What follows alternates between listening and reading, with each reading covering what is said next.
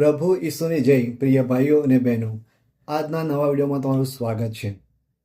આજનું પવિત્ર વચન જે પ્રભુ ઈસુએ આપણને આપ્યું છે તે આપણને એક નવી હિંમત આપશે, નવું એક બળ આપશે, નવી એક આશા આપવા જઈ રહ્યું છે.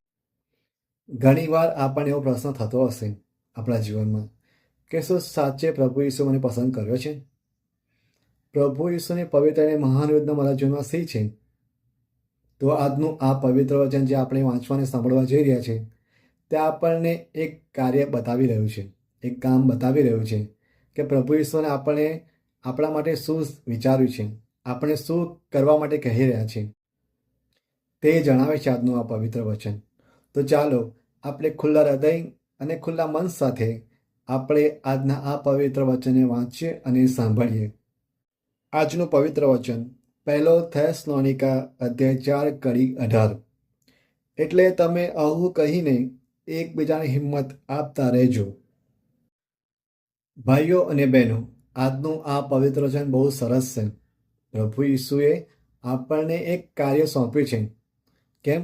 તો આપણે ઘણી વાર જીવનમાં ઘણા પ્રશ્નો લઈને બેઠા હોઈએ છીએ અને વિચાર્યા કરતા હોઈએ છીએ કે આપણે શું કરીએ, શું ના કરીએ, અને એ વિચારમાં જ આપણે કશું પણ કરતા નથી અને આગળ પણ વધતા નથી. પ્રભુ ઈસુનું આગમન બહુ જલ્દી થવા જઈ રહ્યું છે. એટલે પ્રભુ ઈસુ આપણને આજના આ વચનમાં કહી રહ્યા છે, એટલે આવું કહીને તમે એકબીજાને હિંમત આપતા રહેજો. ઘણા લોકો બેઠા હશે ઘરે, જેમના જીવનમાં ઘણું દુઃખ હશે, ઘણી મજબૂરીઓ, પરેશાની ચાલતી હશે. એ ચાહતા હશે કે પ્રભુના માર્ગમાં આગળ વધવા માટે, પણ તેમની પરેશાની એટલી બધી હશે કે તે શું કરું, શું ના કરું તેમાં જ ફસાયેલા રહેતા હશે. એટલે આપણને બધાને પ્રભુ ઈસુ કહે છે, તમે એવા લોકોને હિંમત આપતા રહેજો, કેમ કે પ્રભુ ઈસુનું બીજું આગમન બહુ જલ્દી થઈ રહ્યું છે. તો ચાલો આજે આપણે લોકોને હિંમત આપીએ, લોકોને આશા આપીએ, તે માટે પ્રભુને પ્રાર્થના કરીએ. પ્રભુ, તમે આ વચન તો આપ્યું છે અને કાર્ય પણ સોંપ્યું છે, તો મને એવી હિંમત, એવા શબ્દો, એવા કાર્યો આપો, એવી સેવા આપો કે હું લોકોને હિંમત આપી શકું. અને તમારું જે પવિત્ર અને મહાન યોજના છે આ વચન દ્વારા, એ વચન દ્વારા હું લોકો સુધી પહોંચી શકું, તેમને બચાવી શકું, તેમને આગળ પણ વધારી શકું અને તમારી પવિત્ર અને મહાન યોજના જે છે તેમાં લાયક તેને બનાવી શકું. અને જ્યારે પ્રભુ ઈસુ તમારું બીજું આગમન થાય ત્યારે તેમને પણ તમારા રાજ્યમાં પ્રવેશ મળે. તમારી જે પવિત્ર અને મહાન યોજના આ જે છે તે હું પૂરું કરી શકવામાં તમારી મદદ કરી શકું. શા માટે પ્રભુ ઈસુએ આપણને આજનું આ પવિત્ર વચન આપ્યું છે? આપણે જે આજનું પવિત્ર વચન વાંચ્યું, 4 અધ્યાયની કડી 18, આ 4 અધ્યાયમાં 13 થી 17મી કલમ વાંચો અને પછી 18મી કલમ વાંચો, તો તમને પ્રભુ ઈસુ પવિત્ર અને મહાન યોજના છે એ તમને પૂરી તરહથી તમને ખ્યાલ આવશે કે શું કહેવા માંગે છે. પ્રભુ ઈસુનું આગમન બહુ જલ્દી થવાનું છે. તે વાદળો સાથે ત્રીજા આકાશમાંથી આવશે અને જે લોકો મર્યા છે તેને પહેલાં જીવતા કરશે અને જે જીવતા છે તેમને બધાને સાથે ત્રીજા આકાશમાં તેમના રાજ્યમાં લઈ જશે પ્રભુ ઈસુ. કેટલા બધા લોકો આજે દુનિયામાં બેઠા હશે જે પ્રભુ ઈસુ કોણ છે ખબર જ નથી. તો આપણે તેવા લોકોને, તેવા નિર્દોષ લોકોને આપણે શોધવાના છે. પ્રભુ ઈસુનો પ્રચાર કરવાનો છે, તો રાજ્યનો પ્રચાર કરવાનો છે. તેમના જીવનમાં જે આશા નથી તેમને એક આશા આપવાની છે.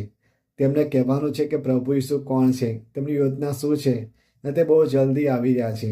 તે આપણને તેમના રાજ્યમાં લઈ જવાના છે અને આપણને બધાને સુખના દિવસો, સુખનું જીવન, સાચું જીવન, શાશ્વત આપણને આપશે.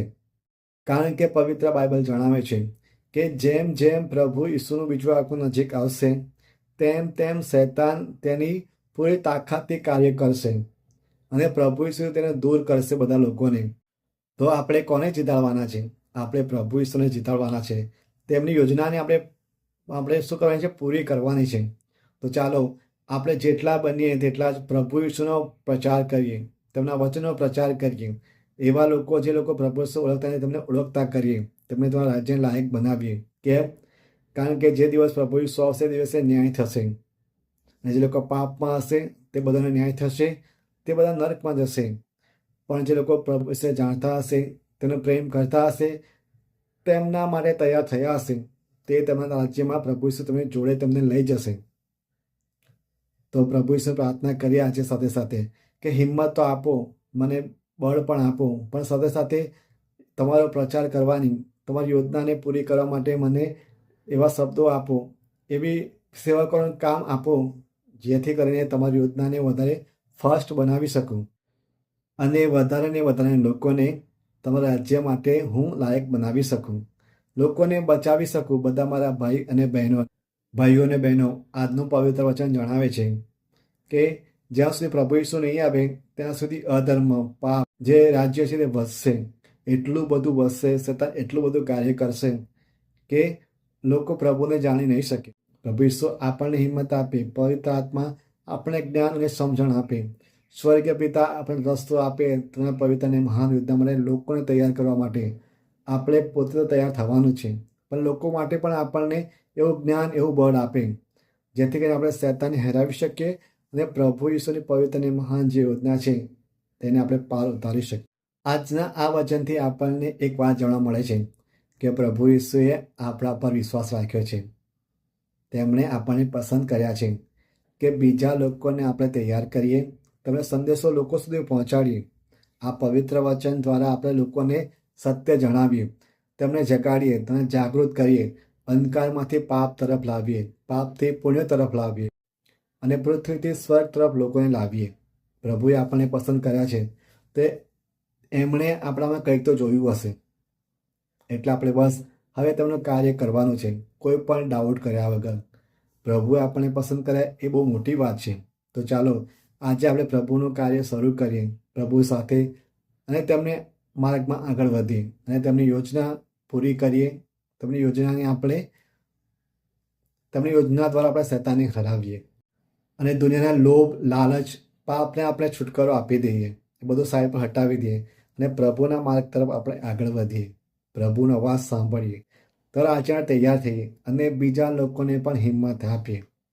તો પ્રભુ ઈશ્વરને મારી પ્રાર્થના છે, મા મરિયમ, પવિત્ર આત્માને, સ્વર્ગીય પિતાને મારી પ્રાર્થના છે કે પ્રભુ અમને તો હિંમત આપો છો, પણ એ હિંમત અમે લોકો સુધી પહોંચાડીએ અને તમારું જે કાર્ય છે, તમારી જે યોજના છે તેને આગળ વધારીએ, તમારા માર્ગમાં આગળ વધીએ.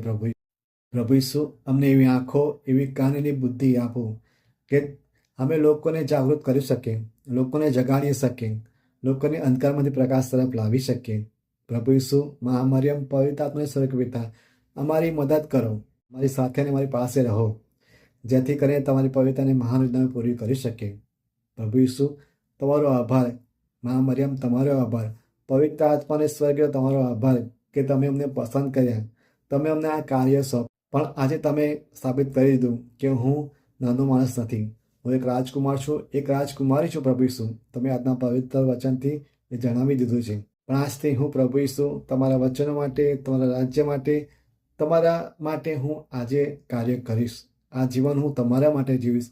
2026નું આ જે મારું જીવન છે એ તમને સમર્પણ કરીશ. તો ચાલો ભાઈઓ અને બહેનો, આપણે પ્રભુના માર્ગમાં આગળ વધીએ. આમીન. તમારો આભાર.